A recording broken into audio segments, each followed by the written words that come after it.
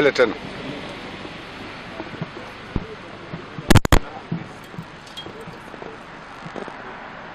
And the diaspora, summons were issued to Pastor Ezekiel to come to Senate. He has come to Senate. There are ongoing court matters that gag him from talking about the matters in court, but this is not the matters in court. These are an inquiry of Parliament which allows him to talk why he has been. It is his day, but before that we'll have Pastor Mwiru to lay the basis on why Pastor is here, and then Pastor Ezekiel will address the media. 13th day, Friday, October 2023. We are here with Pastor Ezekiel because he has been summoned by the Senate to come and explain himself. Since I am the spiritual father to Pastor Ezekiel, it was important and imperative for me to be with him, as I have been with him even from when troubles and all other persecutions started.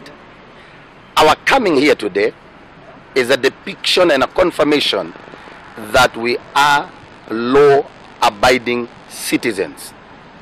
From when these things came up until today, we have been complying with everything that the government has put forward that it should be complied with. So we are here to say that Pastor Ezekiel will always abide with the requirements of the Constitution. We are praying for this nation. We are praying for the government. We are praying for the light of the gospel to be shed to all and sundry. In fact, we are not bitter.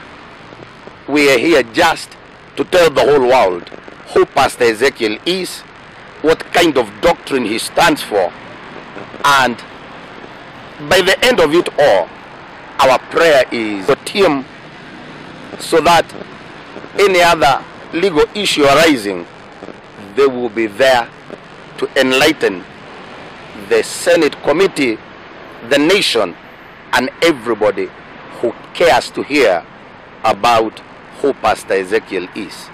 Thank you. Bishop Mwiru is my spiritual father. Just as he has stated, he has been with me since I got born again and since the conception of the ministry. And he has been there ever since till now.